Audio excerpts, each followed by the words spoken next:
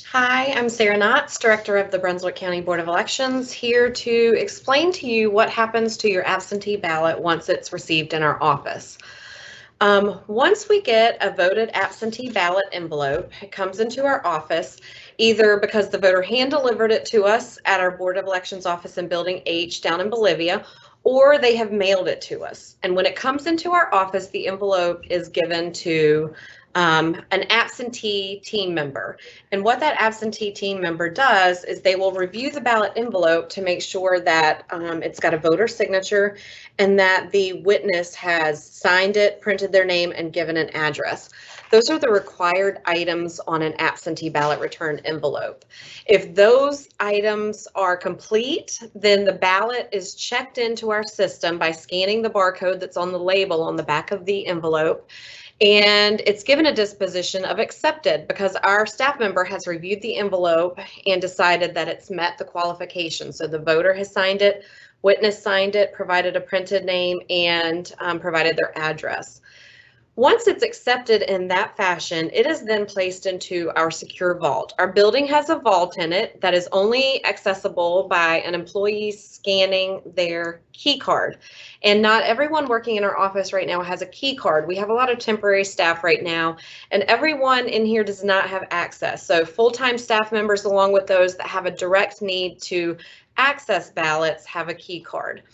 It will stay in that vault until we start having board meetings.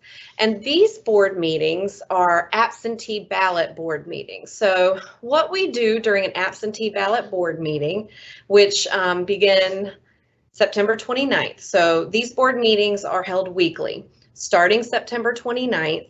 And every week our board will get together and they will meet and they will review absentee ballot applications, which is what the back of this envelope is.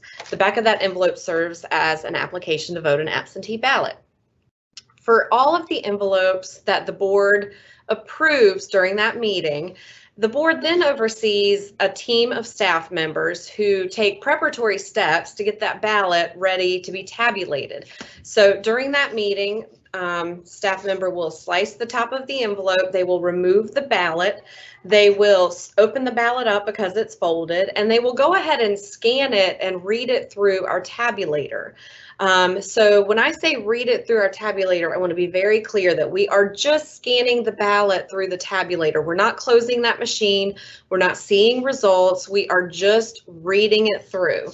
At the end of that weekly board meeting, once all of the ballots have been read through the tabulator, the machine is turned off. So again, we are not closing it. We're not seeing who's winning.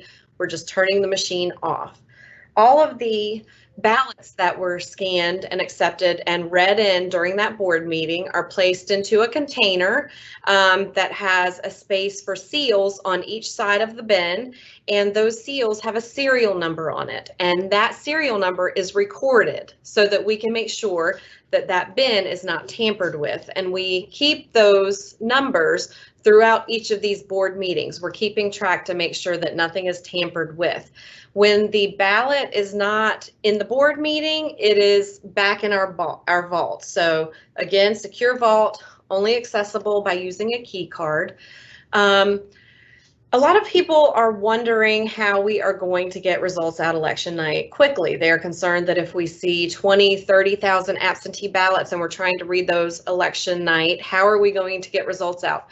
Well, it's not going to be an issue because we're taking these preparatory steps at each of these board meetings by slicing the envelope and going ahead and scanning in those ballots.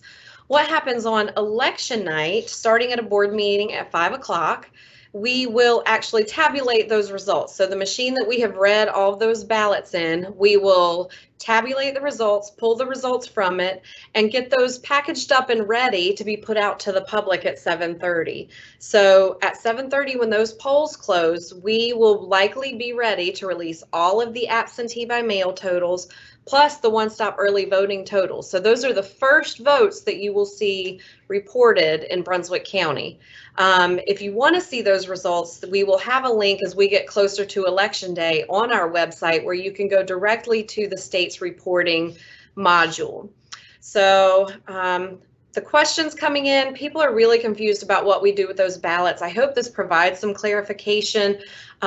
We really take seriously the security of absentee ballots. They are not just left out in the office, and we certainly are not waiting until election day to do all of the work to make sure that those results are ready to get out to you.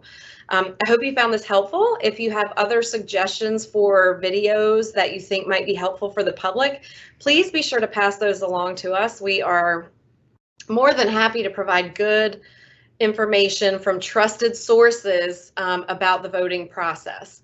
Thank you very much.